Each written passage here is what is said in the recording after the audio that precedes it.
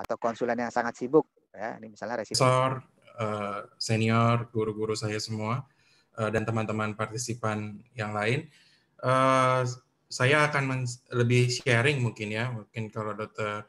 Rizal tadi sharing pribadi, saya sharing untuk buku yang akan kita luncurkan. Saya share screen dulu. Oke. Ya, baik. Jadi kenapa kita membuat sebenarnya buku ini menulis dari sudut pandang editor gitu ya. Sebenarnya karena memang kita semua editor dan perlu kita penting ingat bahwa niat semua editor ya tentunya kritik apapun itu semua adalah untuk memperbaiki kualitas dari paper itu sendiri. Jadi kalau ada komentar, ada baik pedas maupun yang sederhana gitu, itu adalah sebenarnya tujuannya untuk memperbaiki paper dari penulis semua. Ini sumbernya kebanyakan nanti hampir sebagian besar semuanya dari buku, yang kontributornya walaupun editornya saya dengan Dr. Rizal, tetapi kontributornya seluruh editorial board, baik dari yang paling senior sampai yang paling muda, semua kita libatkan dengan tujuan supaya semua baik dari penulis pemula maupun sampai penulis yang sudah advance pun mempunyai manfaat bila membaca buku ini. Saya akan awali dengan istilah. Sebenarnya kenapa dibilang bagaimana kita kan tulisnya adalah bagaimana menulis artikel dalam jurnal medis, gitu ya, yang kita sebut artikel. Sebenarnya kata artikel itu sendiri kurang tepat bila kita mengatakan kita menulis artikel yang belum terbit. Ada beberapa istilah manuskrip, naskah, artikel, jurnal, majalah. Manuskrip itu sendiri kan akar katanya sebenarnya adalah manu itu hand, script itu tulisan yang artinya tulisan tangan. Jadi manuskrip itu adalah scratch sebenarnya kita bilang, atau itu berasal dari bahasa Latin, sementara naskah itu sendiri sebenarnya nas itu adalah teks, kah itu adalah lebih ke arah menyalin, itu berasal dari bahasa Arab, mempunyai makna yang mirip. Pada intinya sebenarnya manuskrip dan naskah adalah sesuatu tulisan yang kita buat yang belum dipublikasikan. Tapi dalam buku-buku kami menyeragamkan tulis artikel, tidak menulis manuskrip, naskah, tujuannya supaya tidak membingungkan pembaca, kenapa ada istilah manuskrip, kenapa ada istilah naskah, antara dia istilah artikel. Jadi kalau kita sebut artikel sendiri, sebenarnya artikel ada dua. Ada yang namanya ilmiah atau scientific article, yang itu adalah berbasis bukti. Ada yang popular article. Popular article itu sendiri adalah untuk masyarakat umum. Yang ada di jurnal ilmiah, kita sebut scientific journal, adalah artikel ilmiah. Sementara majalah itu lebih ke artikel populer. Jadi kalau kita sebut magazine, bahasa Inggrisnya, majalah, ya lebih ke artikel-artikel populer. Sementara kalau kita sebut artikel, lebih ke yang ada di dalam jurnal scientific journal. Walaupun jurnal sendiri ada yang namanya jurnal pribadi yang ditulis oleh masing-masing penulis untuk dirinya sendiri pun ada yang menyebut itu suatu jurnal. Tapi yang istilah yang lebih benar sebenarnya adalah diary. Tapi kita bisa buat apapun itu, tapi pada intinya adalah yang tadi saya sampaikan. Jadi jangan terlalu bingung dengan istilah-istilah dan berbagai kata-kata diksi yang mungkin ada sedikit berbeda tetapi maknanya sama. Ini ada di bab satunya buku MJI. Sebenarnya ada 3 tujuan kita menulis. Tadi Dr. Rizal sudah sempat sampaikan juga, Prof. Ari juga sampaikan. Yang pertama yang paling penting adalah altruistic motive, yang dalam arti adalah kita harus menulis itu untuk sharing knowledge, bukan untuk apa yang lain-lain. Itu adalah prinsip pertama. Prinsip keduanya adalah pasti tentunya kita akan berguna bagi diri kita sendiri, yaitu yang tadi disebutkan, bisa jadi pembicara, yang tadi Dr. Rizal katakan beliau diundang, bisa menjadi editor, review, dan sebagainya, punya privilege lain, itu adalah salah satu tujuan faedah bagi individu. Tapi bagi institusi sendiri tentu itu ada manfaatnya menulis, terutama tadi disebutkan oleh Prof. Ari juga sebagai pendidik dan sebagainya. Institusi tentu akan rankingnya meningkat bila tulisan dari anggota sivitas akademikanya itu banyak dan bermanfaat. Kemudian saya lanjut dengan struktur dasar. Struktur dasarnya memang tadi sudah disebutkan, Dr. Rizal juga sudah sebutkan, intinya adalah IMRAD, itu Introduction, Methods, Result, Discussion. Tapi memang ada abstrak di bagian atas dari tulisan itu sendiri, yang merupakan isinya resume semacam dari berbagai dari tulisan yang di bawahnya. Tetapi memang Introduction, Method, Result, Discussion itu adalah bagian inti dari tulisan tersebut, walaupun memang tentunya abstrak merupakan bagian pertama untuk orang pembaca itu membaca. Jadi sehingga abstrak menjadi penting dengan tujuan adalah membuat pembaca itu engage terhadap tulisan kita. Begitu juga dengan title. Jadi kalau kita lihat dari title kita udah engage, kita engage kemudian ke abstrak. Setelah kita abstrak, kita baru lihat lagi ke bawah-bawahnya. Ini tadi jenis artikel, sebenarnya ada berbagai macam jenis artikel, kita sebutkan juga di buku sebenarnya artikel penelitian atau original artikel, meta-analisis, tinjauan sistematif, tinjauan naratif atau naratif review, laporan kasus, ada serial kasus, ada laporan pendek, komentar atau korespondensi, editorial, dan sebagainya. Sebenarnya jenis-jenis artikel ini tidak sama di dalam satu jurnal ke jurnal yang lainnya. New England Journal punya kelompok yang lain seperti Image in Clinical Medicine, Perspektif dan sebagainya. Lancet punya yang namanya seminar, itu biasanya lebih berupa review, komen, perspektif dan sebagainya. BMJ punya menerbitkan research methods, analysis, education, perspektif dan lain-lainnya. Tapi pada intinya yang tadi Dr. Rizal sebutkan juga adalah kalau mau mengirimkan salah satu artikel ke dalam jurnal, ikutilah instruction for author-nya. Jadi baca dulu perspektif itu harusnya isinya berapa kalimat, itu biasanya mereka akan menuliskan secara detail di dalam instruction for author, terutama di jurnal-jurnal yang sudah lebih dulu established. Saya mungkin mau highlight sedikit, mungkin ada yang sedikit yang di awal yang penulis pemula. Pertama adalah perbedaan tinjauan sistematis dengan meta-analisis.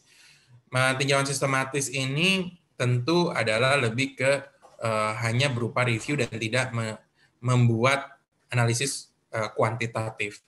Tapi yang paling diingat, tidak semua tinjauan sistematis bisa dipaksakan dalam tanda kutip bisa dibuat meta-analisis.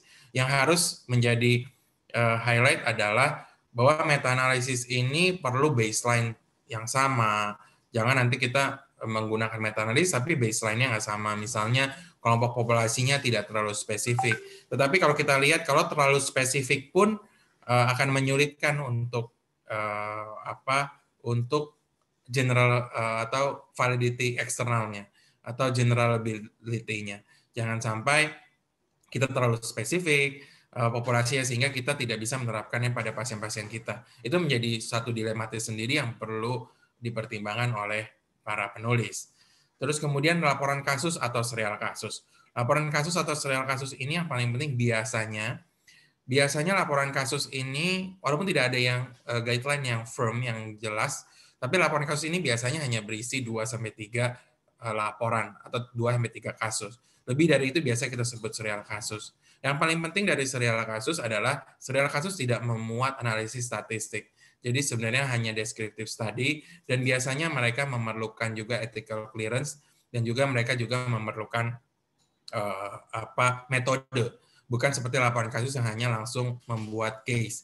Sehingga ada beberapa serial kasus yang merangkum misalnya 19 kasus, terus kemudian dia mengatakan metodenya diambil. Tujuannya apa? Sebenarnya tujuannya hanya satu, untuk meyakinkan pembaca apakah metodenya valid atau tidak, apakah dia punya bias apa enggak terhadap cases selection. Contoh, Dr. Rizal misalnya ingin mempresentasikan atau membuat laporan kasus, serial kasus mengenai teknik operasi yang tadi saya lanjutkan saja, teknik operasi baru yang beliau tadi sempat katakan.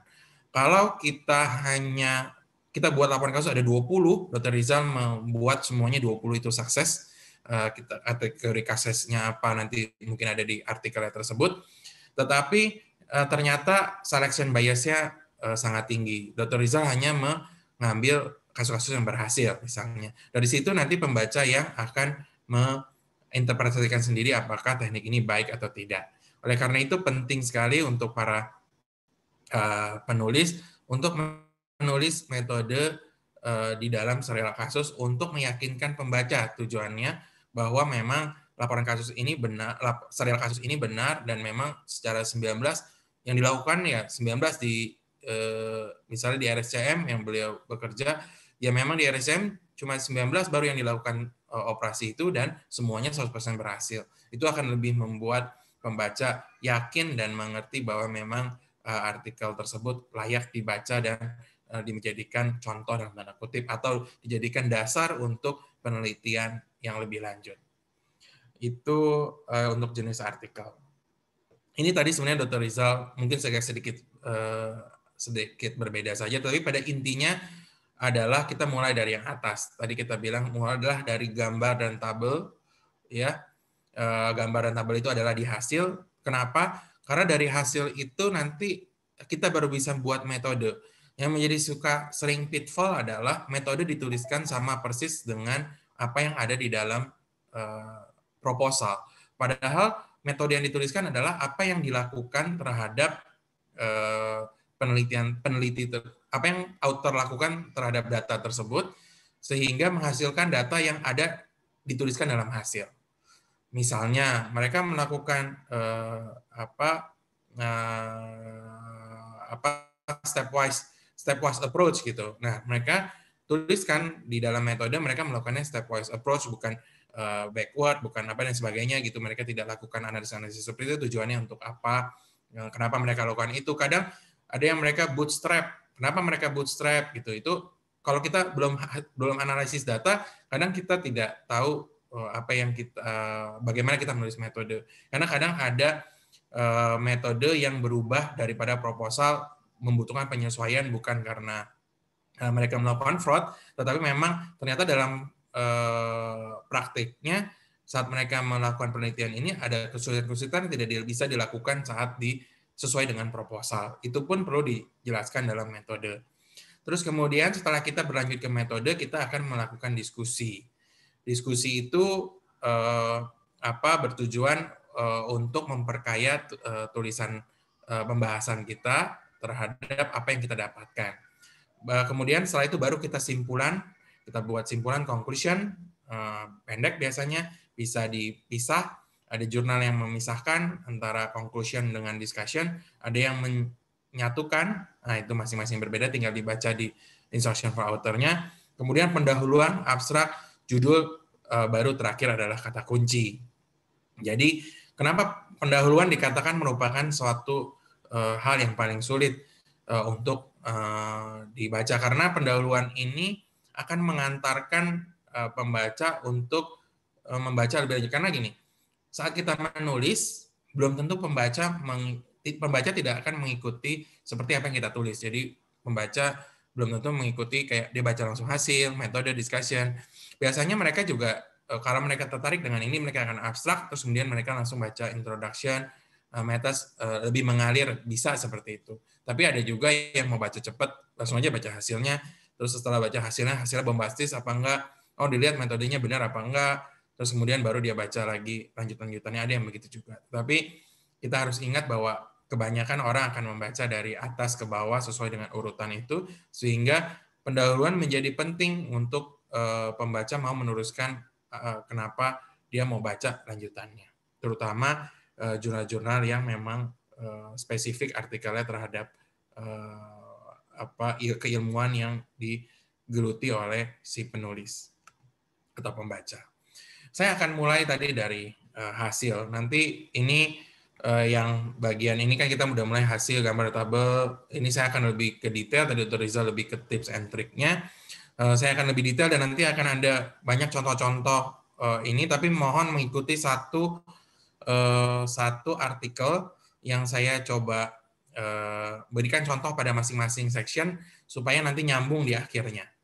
Ya, nanti saya akan jelaskan di berikutnya. Jadi pertama adalah kita dalam saat menulis hasil jangan lupa kalau bahasa Inggris saya tulis past tense. Jangan menuliskan kesan dan pendapat penulis dalam arti bukan kesannya itu bukan kayak misalnya usia pada kelompok A lebih tinggi atau lebih tua daripada kelompok B. Itu adalah fakta. Kalau kesan adalah sepertinya banyak di klinik kita lebih banyak orang yang tua yang datang ke klinik kita daripada orang muda. Padahal kita tidak meneliti hal seperti itu. Jadi jangan menyertakan kesan dan pendapat penulis. Tidak memuat penelitian lain dalam arti berarti tidak ada referensi. Jadi jangan ada hasil dari penelitian lain. Mencakup semua hasil pengukuran dalam metode. Nah ini. Jadi apa yang kita tulis dalam hasil harus ada dituliskan dalam metode. Apa yang kita tuliskan dalam metode harus ada di dalam hasil. Jangan sampai nanti kita nulis metode tapi hasilnya tidak lengkap, dan sebaliknya kita nulis hasil ada logistic regression-nya di hasil, tapi dalam metode dia cuma misal sebutin bivariate analysis hanya dengan chi-square, Fisher test, Mann-Whitney atau t-test dan sebagainya, tapi tidak menyebutkan logistic regression yang dia tuliskan, kenapa dia melakukan itu tidak ada ditulis di bagian metode. Oleh karena itu harus sinkron yang tadi disebutkan. Sesedikit mungkin kata, lebih banyak tabel dan gambar, itu yang menjadi penting. Makanya tadi bahkan Dr. Rizal mengatakan kalau kita review artikel lebih baik memang ada banyak tabel dan gambar. Tujuannya adalah orang membaca highlight lebih ringkas di dalam tabel dan gambar, dan biasanya gambar itu dibuat bukan hanya copy paste dari yang kepustakaan sebelumnya, tetapi memang dibuat baru dalam arti itu adalah review yang dibuat yang benar-benar baru menurut hipotesis dari penulis. Terus kemudian data yang sudah dituliskan dalam tabel dan gambar jangan diulang lagi dalam teks. Jadi tadi Dr. Rizal sempat sebut juga bahwa kalau yang mau yang presisi tulis dalam teks. Jadi bagi contoh, misalnya kita mau benar-benar menuliskan min-nya adalah 20,03 berbeda 0,01 ya. Misalnya 20,03 yang satu adalah 20,13. Menurut kita secara teoritis itu sangat penting, misalnya. Itu tulislah dalam teks. Kalau kita buat itu dalam figur, itu akan selisihnya akan sangat tipis dan akan menyulitkan pembaca untuk mengerti ini sebenarnya bedanya selisihnya berapa sih gitu loh. Sehingga kita harus pakai penggaris, biasanya kan di y-axisnya biasanya ada tuh garisnya. Ini kita harus pakai penggaris, lurusin, ukur jaraknya berapa, baru bisa kita ngerti, ini selisihnya segini. Ada yang punya trik membuat tuliskan mendouble antar di figurnya itu dituliskan juga teksnya berapa. Bisa juga seperti itu, tergantung dari memang bagaimana apa yang mau kita highlight dari figur atau teks kita. Terus kemudian hindari data fishing. Kita disebut adalah type 3 error, disebut getting an answer that no one nggak ada orang yang tanya gitu loh, sehingga di proposal nggak ada, terus kemudian di hasil kok dapat seperti ini, terus kemudian dia hanya phishing data, itu ya hindari dalam hasil hal-hal yang seperti itu. Ini yang tadi saya mau lebih banyak share. Jadi ini adalah artikel tentang penggunaan hidroksikloroquine dengan azitromisin pada COVID-19. Judulnya ini. Kita fokus dulu pada result.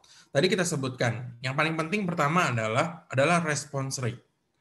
Jadi kalau kita baik cross-sectional study, baik RCT, kita harus punya response rate dari berapa pasien yang eligible atau yang masuk dalam kriteria inklusi, berapa banyak yang tereksklusi, gitu. Berapa banyak yang tereksklusi di sini langsung kita tuliskan. Ya, kalau di sini ditulis ada 667 pasien yang termasuk 504 pasien confirm. Terus kemudian mereka mengatakan 217 pasien di-assign azithromycin plus hydroxychloroquine, 221 di-assign hydroxychloroquine, dan 229 mendapatkan standar. Dia sebutkan terus kemudian berapa pasien setelah follow up, ada 2 pasien di-excluded after randomization, 1 withdrew consent, 1 had been enrolled twice, dia sebutkan lagi, dan total selama 15 day follow up ada 665 pasien. Sehingga kita bisa lihat di sini dari 667 pasien ada 665 pasien yang ter-response rate kita sebutnya. Ada response rate-nya segitu. Kemudian yang kedua, isi dari hasil adalah deskripsi subjek. Deskripsi subjek dia kemudian baru menyebutkan the characteristic of the patient are shown in table 1. Saya nggak sebutkan table 1 karena table 1-nya panjang sekali, mereka karakteristik subjeknya, dan table S2. S2 itu supplementary file dia berikan.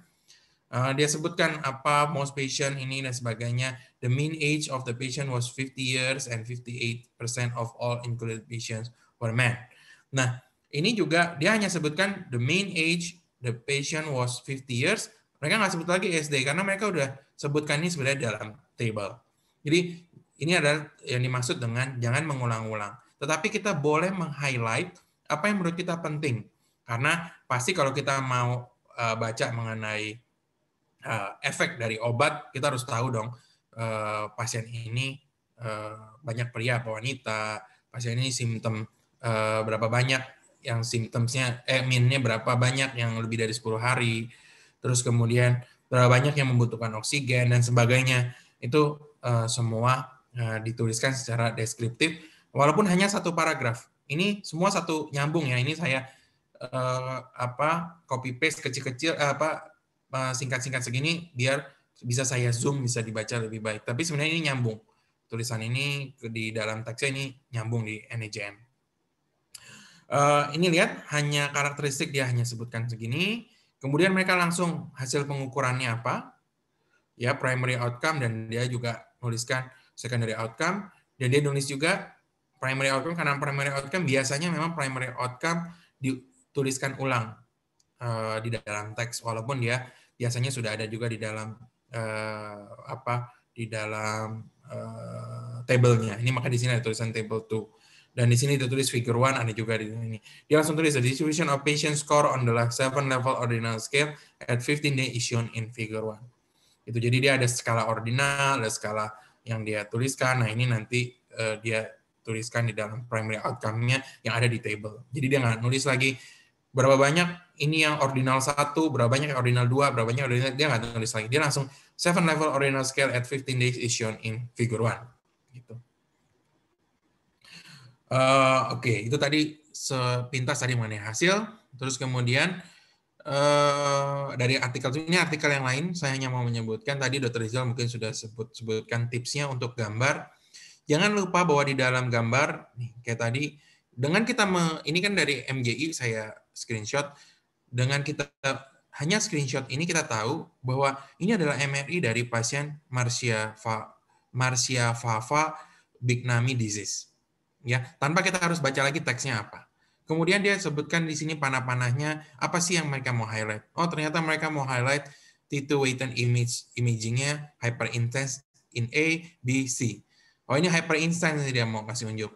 Yang ini di frontoparietal region, yang ini di nucleus caudatus dan corpus callosum, dan yang ini adalah yang di over di atasnya corpus callosum, dan ini yang sebagainya dan selanjutnya.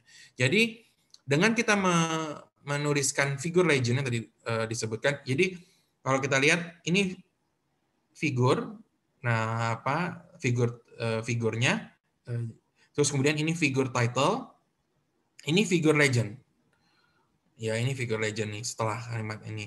Ada juga yang langsung menulis nggak ada figure title-nya, langsung figure legend, itu juga kurang tepat. Jadi dengan ini kita akan lebih bisa menjelaskan dengan sini saja. Capture, nggak perlu saya tulis di sini patient with Marcia Bignami disease, saya nggak perlu tulis lagi di sini. Dalam satu screenshot saya pakai membaca atau saat saya presentasi misalnya mereka sudah mengerti dan bisa membaca sendiri. Dan apa itu di arrowhead kita sebutkan, no arrowhead-nya ini apa, maksudnya apa. Kalau memang jelas. Kemudian tadi adalah figur, kemudian lanjutnya adalah label. Oh iya, di dalam figur hati-hati jangan mengubah kontras secara ini, karena nanti kalau seandainya kita figure manipulation juga merupakan pelanggaran etika publikasi. Jadi kontras-kontras ini, terutama kontras misalnya saya mau highlight bagian yang ini karena kan akan berbeda penilaian si pembaca saat dia baca hyperinstance-nya yang warnanya terangnya hanya sedikit sama terangnya terang sekali, kan dia akan baca. Tapi kalau saya mau mengesankan biar kesannya kencang banget hyperinstance-nya lebih jelas terlihat, terus dia mau dia edit dengan Photoshop, terus kemudian dia bikin makin hyper intense, bisa aja dengan Photoshop dengan mudah. Saya pakai Magic Wand juga saya bisa kerjain untuk meningkatkan menjadi hyper intense. Itu adalah pelanggaran etika publikasi, walaupun niat kita sebenarnya mau nunjukin yang baik gitu, mau nunjukin biar lebih jelas, tapi itu sebenarnya adalah manipulasi. Jadi hindari seperti itu. Lebih baik kita tuliskan, kasih panah, ini yang hyper intense, daripada kita membuat namanya image manipulation. Kemudian selanjutnya adalah bagaimana membuat tabel. Nah, ini kita perlu lihat tadi tabel adalah label. Yang pertama labelnya ada, table tree.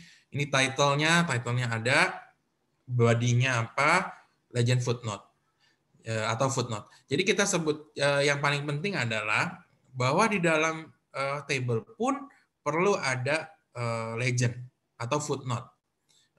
Memang biasanya kita sebut figure legend, kalau table adalah di dalam table ada footnote-nya. Jarang kita bilang table legend. Nah, jarang. Tapi lebih banyak ke table footnote gitu. Nah, apa yang kita lihat di sini, kalau kita lihat sebenarnya semua dituliskan dengan jelas. Bahkan singkatan-singkatan yang menurut kita mungkin lazim. Mungkin orang-orang udah tahu HER2 itu apa, GCC itu apa. Untuk orang-orang yang baca di cancer mungkin udah tahu ER positif itu apa. Tapi ini tetap wajib ada ya, karena tujuannya supaya tabel atau figur ini adalah self-explanatory. Itu yang paling penting di dalam suatu table dan figur. Kemudian kita berlanjut ke metode. Metode yang paling penting adalah harus dapat diulang. Itu udah jelas. Di dalam etika publikasi pun disebutkan, atau International Standard for Authors disebutkan bahwa standarnya adalah author harus bisa menuliskan metode yang bisa di-reproducible. Sehingga jangan heran kalau metode itu akan panjang-panjang. Tetapi tentu tidak boleh, harus jelas dan tidak boleh menyesatkan. Ya, dalam arti nggak boleh dipoles-poles, ya harus jelas apa adanya. Dan ini menjadi penentu kesahihan suatu hasil penelitian. Dan perlu ditulis dengan cermat dan seksama. Bukan karena apa, tetapi memang saat kita menentukan apakah penelitian ini sesuai dengan kriteria Viner apa tidak, itu kita bisa lihat dari metodenya. Yang selanjutnya adalah perhitungan besar sampel. Ada banyak orang yang bilang, kenapa sih perhitungan besar sampel itu penting? Padahal di jurnal-jurnal besar banyak juga yang nggak menuliskan perhitungan besar sampel. Tapi itu yang mau saya highlight, bahwa itu sebenarnya tidak benar. Tidak semua jurnal besar, tidak semua juga jurnal besar memuat perhitungan besar sampelnya. Ini kan saya tadi contoh, ini balik ke artikel yang tadi tentang hydroxychloroquine dan azithromycin in COVID-19. Ada beberapa yang mau saya highlight di dalam metode. Yang pertama, jangan lupa kita harus tulis ethical approval. Walaupun itu di mana dia di-approve oleh siapa, dan jangan menggunakan istilah sendiri. Jadi kalau kita nulis Brazilian National Commission for Research Ethics, gunakan nama komite etik yang sesuai dengan komite etik yang di setempat gitu. Kalau nggak ada bahasa Inggrisnya, tanya ke mereka menyebutkan apa, sehingga jangan nanti berubah-ubah antara satu artikel dengan satu artikel nama dari komite etiknya. Dan mereka sebutkan ethic committee at the participating site, semua mereka dapatkan. Ya, jadi ethical approval, jadi ada 55 ethical clearance, ethical approval yang mereka dapatkan, ditambah satu yang besar. Nah, itu yang wajib dituliskan. Yang kedua adalah biasanya clinicaltrial.gov ini dituliskan juga registry, clinical registry, clinical trial registry. Clinical registry biasanya tulisnya di sini, tetapi di tulisan ini memang adanya di Nah, abstraknya saja saya coba cek di dalam teks yang ada, tapi memang di methods biasanya dia akan ada. Di sini mereka agak sedikit meng-highlight, mungkin mereka mau meng-highlight saja bahwa ini sebenarnya ada disclaimer. Mereka mengatakan bahwa mereka dibiayai, tapi IMS Pharma ini nggak punya role terhadap apapun terhadap dan sebagainya, gitu. Dan mereka bilang ada yang komite eksekutif yang akan menilai, menggaranti lah untuk akurasi data, jadi tidak ada data yang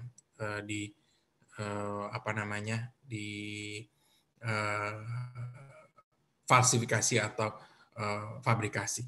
Terus kemudian yang penting kedua adalah dalam metode, setelah kita udah tuliskan ethical approval-nya, registrinya, adalah kriteria inklusi dan eksklusinya. Kriteria inklusi dan eksklusi perlu penting diingat, eksklusi tidak mengulang apa yang sudah dalam inklusi tapi berlawanan. Sering gitu, misalnya kriteria inklusinya adalah pasien PJK, eksklusinya adalah pasien bukan PJK, gitu ya. Yaitu nggak perlu diulang-ulang. Kalau kita lihat di sini, inklusinya adalah ini, ya, kriteria inklusinya. Terus kemudian mereka sebutkan kalau mau baca inklusi dan kriteria yang lebih lengkapnya, baca di supplementary appendix. Jadi mereka menuliskan ini secara lengkap, in detail dan panjang. Yang selanjutnya penting adalah informed consent. All the patient provided written or ini wajib ditulis. Ada yang pernah bertanya begini, loh kan sudah ada dalam ethical approval bahwa informed consent ini wajib mintakan sebelum penelitian ini dimulai. Kenapa harus diulang-ulang? Informed consent wajib dideklar oleh semua penulis bahwa mereka sudah melakukan ini. Jadi kalau seandainya ini tidak ada, kita akan bertanya apakah informed consent dilakukan. Bila memang itu silakan tulis di sini. Jadi kalau memang iya, ya tulis saja di dalam methods-nya. Biasanya ada di dalam situ. Kemudian ini selanjutnya adalah ini di artikel ini nyambung ya. Jadi setelah ini dia ke sini, dia jelaskan mengenai randomization ya. Setelah dia jelaskan mengenai randomization, terus kemudian dia jelaskan. Di sini dia akan tulis sample size calculation-nya dan protocol changes yang ada di dalam sini. Oleh itu kenapa penting bahwa kita menulis dulu hasil, bukan metode. Karena kalau metode ini kita tulis dulu, kita kadang bingung nih. Yang di sini-sininya kita hasilnya apa. Nah, di sini dia akan tulis di sini. Bahwa awalnya dia kenapa ini menggunakan sampelnya berapa, ya dia tulis di mana ngitungnya dari mana gitu ya. Terus kemudian dia tulis ini kenapa berubah, revisi besar sampelnya direvisi, kenapa, karena dia begini-begini, dan selanjutnya dia tulis dia tulis nih, nggak tulis rumusnya tapi dia tulis we calculated that the trial would have 80% power to detect an odds ratio of 0.5 between groups 2/2 comparisons, jadi perbedaan dua kategori at a significant levels of 5%. Terus kemudian dia bilang adjustment dengan Bonferroni. Jadi itu semua dituliskan di dalam besar sampelnya, ya. Terus kemudian lanjut ini statistical analysis, ya. Statistical analysis penting ditulis. Kalau kita mungkin biasanya cuma ditulis dalam mean, dalam ini, sedangkan mereka aja nih nulis begini panjang bahwa apa yang analisis statistik yang dilakukan bahwa Cox Professional Hazard model digunakan dan sebagainya, dia tulis di dalam sini. Bagaimana menilainya, p-threshold-nya apa, kemudian dia membuat bootstrap atau bagaimana. Nah, itu mereka tuliskan in detail di dalam metode. Kemudian kita lanjut dengan diskusi. Untuk diskusi sendiri, nanti di dalam penelitian yang penelitian yang berupa in vitro study atau penelitian pada hewan coba juga menuliskan bagaimana dia menghitung besar sampel yang dituliskan, gitu. Terus kemudian selanjutnya adalah menyampaikan interpretasi diskusi, bagian diskusi yang tadi selanjutnya ya metode untuk kita tulis. Diskusi itu adalah menyampaikan interpretasi hasil penelitian. Start with the main finding. Mulai dengan hasil utama penelitian itu menjadi penting, dan jangan mengulang apalagi yang sudah ada di hasil, tetapi diinterpretasikan. Bagaimana tulisannya, bagaimana hasilnya, apakah lebih besar, apakah berkorelasi apa tidak. Kalau bermakna, apanya bermakna, sehingga bisa dituliskan lebih detail. Susunannya adalah pertama biasa ringkasan hasil, kemudian kedua adalah diskusi hasil, penjelasan hasil, selanjutnya perbandingan dengan studi lain, kemudian analisis hasil, dan keterbatasan. Ini saya sebutkan di discussion. Lihat, discussion penelitian yang tadi tetap sama, dia ulang hanya ringkasan hasil, satu paragraf. In this open label multicenter randomized control trial involving bla bla bla bla, dia sebutkan tidak ada yang lebih baik. Did not result in better clinical outcome. Kemudian dia sebutkan lagi no effect on secondary outcome. Kemudian disebutkan lagi side effect, no side effect, intinya begitu. Atau QTC-nya lebih banyak pada ini. Mereka sebutkan begitu. Kemudian setelah dia buat ringkasan hasilnya, satu paragraf, dia diskusikan hasilnya. Didiskusikan hasilnya, dituliskan bahwa kenapa dan sebagainya, di sini dituliskan, dia bandingkan dengan penelitian lain. However, no clinical benefit has been observed to date in randomized control trial evaluating. Mereka nggak tulis lagi penelitian A siapa et al, penelitian B et al, C et al gitu ya. Mereka langsung hubung 9 sampai 11. Bahwa memang tidak ada lagi no clinical benefit, kecuali kalau memang ada clinical benefit ya tentu biasanya akan ditulis apa clinical benefit-nya, perbedaannya apa. Dan mereka hanya langsung menyebutkan satu kalimat dengan tiga citasi, 3 reference. Ya, mereka sebutkan in addition, higher dose of chloroquine were possibly associated with higher mortality. Disebutkan penjelasan hasilnya. Our trial enrolled patients with moderate dan sebagainya. Nah, jadi mereka singkat, ringkasan hasil, diskusi hasil, perbandingannya apa dengan penelitian lain. Kalau ada penelitian yang conflicting, masukkan lagi penjelasan hasilnya apa, gitu. Kemudian selesai.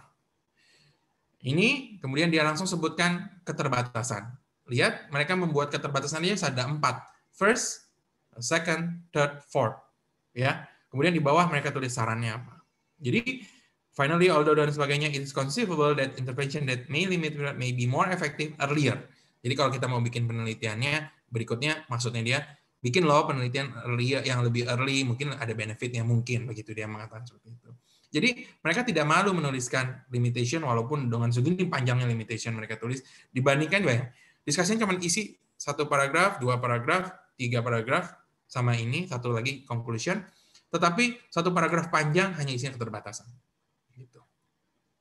Ini saya mau highlight sedikit, mungkin ini harusnya di bagian metode, ya. Saya mau highlight sebenarnya ini di bagian metode.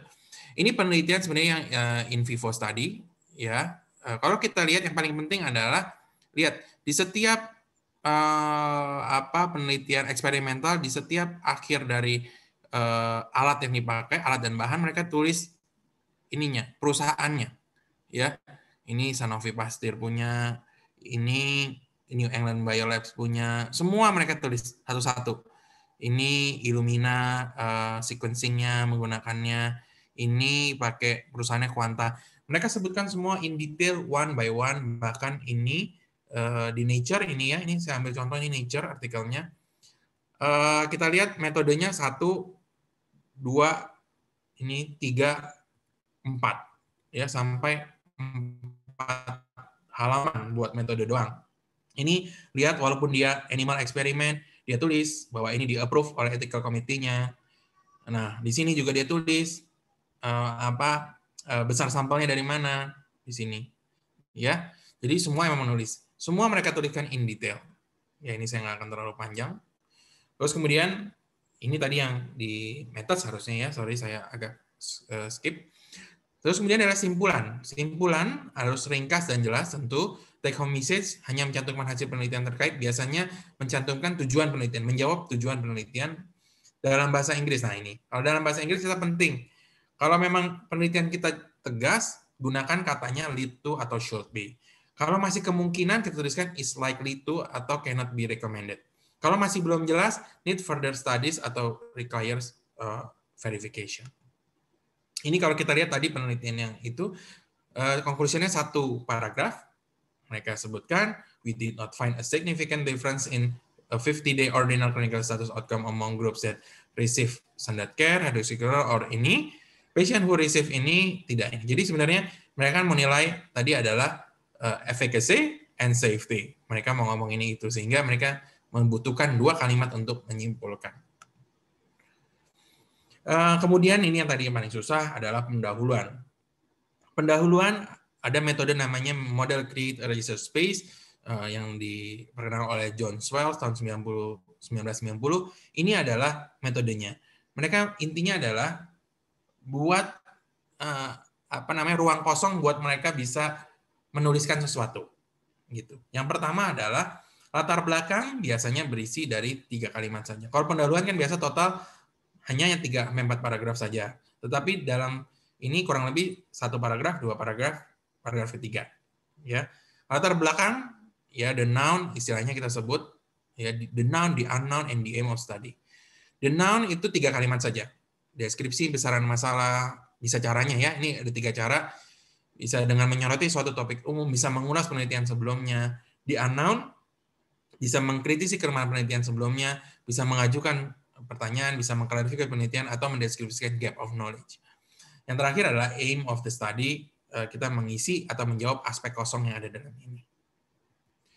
Nah, itu yang model CARS. Kalau model tipikal biasanya kita buat aja yang mengkerucut dari yang umum, terus kemudian lama-lama menjadi spesifik, intinya kurang lebih mirip, tetapi intinya ada noun, unknown, knowledge gap, dan kemudian aim of the study. Ini tadi ini jangan bingung, yang sebelah kiri itu yang sebelah kiri adalah yang artikel yang tadi, yang kanan yang lain. Saya cuma mau mengatakan bahwa ini dua-duanya artikel dari NEJM. NEJM aja introduction-nya sedikit. Kenapa kita ngambil NEJM dan tadi sebagainya? Karena tadi Dr. Rizal sempat bilang juga kita belajar dari yang sudah lebih established atau yang QQ-nya udah di atas. Kalau memang kita itu. Kita lihat bahwa dalam kalimat pertama, mereka mengatakan adalah the noun. Mereka tidak ngomongin lagi corona disease. Kayak tadi Prof. Ari mungkin sempat sebutin coronavirus, kemudian sudah ada 1 juta di Indonesia misalnya, 1 juta kasus di Indonesia. Nggak perlu, dia kan nggak sebutin, mereka nggak mau ngomongin itu. Mereka hanya mau ngomongin tentang morbidity-nya dan bisa nggak dengan antivirus ini mengurangi morbidity-nya. Mereka langsung ngomong aja bahwa yang udah diketahui bahwa is associated with considerable morbidity and mortality. Terus kemudian dijelaskan hydroxychloroquine-nya. Mereka jelaskan apa yang sudah diketahuinya. On the basis of this evidence, hydroxychloroquine azithromycin have been used by some practitioners to treat patients with COVID-19 dan sebagainya. Terus kemudian di sini tulis the unknown. Nah, the unknown-nya itu dia ngomong, however, observational studies have suggested no beneficial effect of chloroquine or hydroxychloroquine in hospitalized patient with COVID-19. Previous ini yang sudah tahu. Terus kemudian previous study, sehingga mereka memang nggak nulis secara tegas di unknown-nya, tapi ini yang mereka mau highlight bahwa tadi mendeskripsikan penelitian sebelumnya, kekurangan dari penelitian sebelumnya. Sebelumnya dia bilang hanya observational study yang udah. Terus kemudian sudah ada randomized control trial, tapi belum ada benefitnya. Nah, sehingga dia mau buat penelitian yang baru, yang open, yang clinical trial yang dia lakukan. Nah, itu kurang lebih, karena ini singkat, saya mau mengubah menjadi, karena mungkin agak sangat sekali singkat, nggak apa-apa, tapi ini saya ada penelitian artikel lain, ya dia membuatnya 3 paragraf, 1, 2, 3. Pertama di deskripsi besaran masalahnya, kemudian yang kedua mereka mengulas penelitian sebelumnya, ya. Yang ketiga mereka mengklarifikasi penelitian sebelumnya, yang keempat mereka membuat gap of knowledge, dan terakhir mereka membuat aim of the study-nya. Kalau kita lihat ini semua, mungkin bisa nanti dibaca in detail pelan-pelan. Intinya mereka mau memberikan create a research space, sehingga orang mau membaca hal tersebut. Kemudian abstrak. Nah, saya lanjut diskusi. Kemudian abstrak. Abstrak jumlah katanya tergantung jurnal. Ini jurnal sasaran. Ya, ada jurnal yang bisa sampai 300, ya ada yang jurnal 250, ada yang jurnal 200, ada yang cuma 150, tergantung masing-masing beda. Ada yang terstruktur, ada yang tidak terstruktur. Terus kemudian jangan lupa komponennya adalah latar belakang, 2 kalimat, tujuan 1 kalimat, biasanya metode itu singkat tapi lengkap. Nah, ini susah, singkat tapi lengkap. Hasil, biasanya kita laporkan luaran utama dan sekunder beserta arahnya.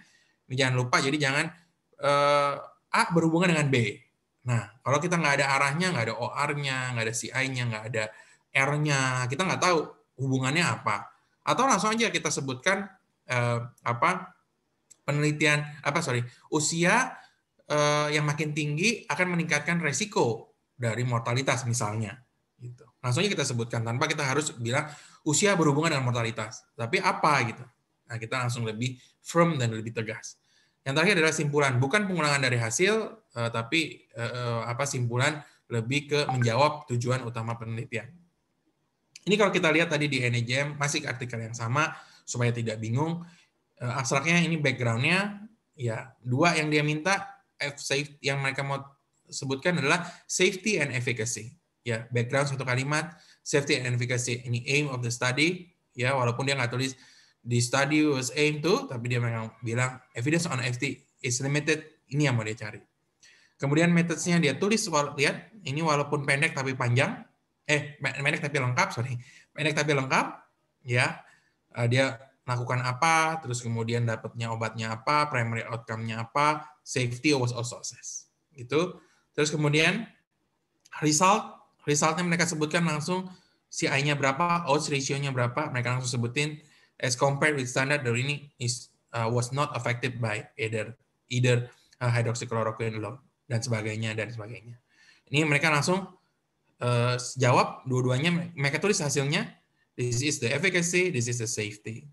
Ya, dan conclusion-nya mereka langsung sebut bahwa the efficacy this not improve clinical status, tapi walaupun mereka tidak menyebutkan safety-nya bagaimana, tapi karena mereka nggak mau mengulang lagi apa yang sudah di hasilnya sudah jelas apa hasil dari safety-nya. Atau kalau kita mau sebut, kita ringkas jadi the efficacy is unclear but there is no side effect juga, itu boleh, tergantung dari penulis mau highlight apa. Selanjutnya saya mau jelaskan mengenai kata kunci. Kata kunci itu biasanya kata atau frasa. Kita biasanya cari dalam MESH, ya, medical subject heading, adanya di NLM, National Library of Medicine.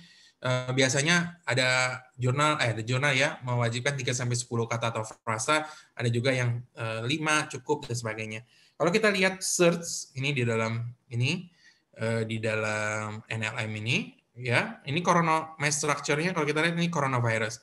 Kalau menurut kita coronavirus termnya terlalu umum, kita maunya alpha coronavirus, silakan kita membuat ini. Atau kita maunya kelompoknya ya coronaviridae, ya udah kita coronaviridae. Tergantung dari kata kunci yang mau kita tampilkan pada artikel kita. Kalau penulis bingung, ya, aduh saya bingung yang mana ya. Sebenarnya NLM juga menyediakan namanya Mesh on Demand. Tinggal mereka sarankan boleh artikelnya yang di copy paste, boleh abstraknya. Ini saya coba contoh abstraknya yang di copy paste. Lihat, kalau abstraknya di copy paste, ini hasilnya adalah ini masternya. Ya, jadi mereka akan milih sendiri. Buat judul, saya rasa waktu saya udah hampir terbatas sekali. Saya singkat saja, intinya judul akurat, singkat, jelas, dan menarik, tidak mengandung singkatan dan jargon, tidak mengandung nilai numerik suatu parameter. Membuat judul, ini ada berdasarkan sifat dan maksud kalimat, ini ada dalam buku. Ini contohnya, ya ini adalah deskriptif saja. Mereka menyebutkannya hydroxychloroquine with or without azithromycin in mild. Mereka nggak sebut hasilnya, mereka nggak buat pertanyaan dan sebagainya. Ini salah satu contoh yang dibuat. Kemudian daftar pustaka. Daftar pustaka itu isinya citasi pustaka acuan. Hati-hati, dibatasi pada topik yang relevan, hindari self-citation, ada dalam buku kita juga kita sebutkan. Cari sumber yang akuntabel, hati-hati terhadap retracted article, terutama hindari unpublished publication. Sistem daftar pustaka tadi disebutkan ada Harvard, apa dan sebagainya. Bisa di masing-masing jurnal punya gaya selingkuh masing-masing, in-house masing-masing. Vancouver penting untuk biasanya kalau kita mau lihat Vancouver mungkin sumber rujukannya adalah NLM Citing Medicine, bisa dilihat yang di terakhir 2015. Terus kemudian adalah gunakan software, Mendeley, Zutre, Reference Manager, dan kalau udah menggunakan ini pun cek kembali di akhir sudah sesuai juga dengan ini. Saya pernah diminta perbaiki, mereka nggak mau, jurnal nggak mau baca, editorial office nggak mau baca artikel saya karena saya nggak ikutin gaya selingkung, dia pakainya citasi dulu, nomor 1, baru titik. Kan kalau kita kan biasanya titik dulu, baru 1. Mereka nggak, mereka titik 1 dulu, baru titik. Mereka bilang, ini belum sesuai dengan gaya kita, tolong diperbaiki dulu sebelum nanti dibaca berikutnya. Ya, habis itu di-reject juga. Tapi mereka nggak mau baca kalau belum sesuai dengan panduan bagi penulis. Nah, dalam buku ini disebutkan juga tentang etika publikasi, berikutnya persiapan artikel sebelum publikasi, waktunya kita nggak cukup untuk membahas semuanya. Apa yang dialami sebuah artikel setelah diajukan ke suatu jurnal, tanggapan hasil peninjauan, surat pengantar. Itu gimana cover letter, penting ini, jarang yang membahas ini. Peninjauan artikel di Medical Journal of Indonesia, ini juga kita sebutkan. Sedikit update, mungkin di buku ini kita belum update sedikit, ini baru terbit Februari 2021, ICMJ Disclosure Form yang baru, ya perbedaannya sebenarnya adalah hanya sedikit. Ini adalah yang lebih, ada yang sebelumnya, ada yang 36 bulan sebelumnya, ada yang berlaku untuk seumur hidup. Jadi dituliskan ya semua time frame-nya seumur hidup ini ditulis. Kalau yang di bawah ini adalah 3 tahun terakhir. Ya. Jadi ini since the initial planning, sehingga harus ditulis satu-satu. Ini bentuknya kayak gini, dulu kayak gini, ya. Ini kalau mau pakai yang ini sekarang juga bisa, jadi kita tinggal input satu-satu. Kalau awalnya berat, tapi kalau kita ini kita tinggal send masing-masing ke satu-satu ke jurnal, bentuknya kayak gini, namanya AMC, Convey Global Disclosure System. Ini tinggal kita sign in, terus kita masuk, kita masukin interest-nya apa, kita tulis satu-satu, kemudian nanti saat kita mau publish lagi, kita tinggal pilih yang mana yang sesuai dengan konteks kita. Ini yang lama, ya. Oke, saya rasa itu dari saya. Mohon maaf kalau waktunya agak panjang. Terima kasih.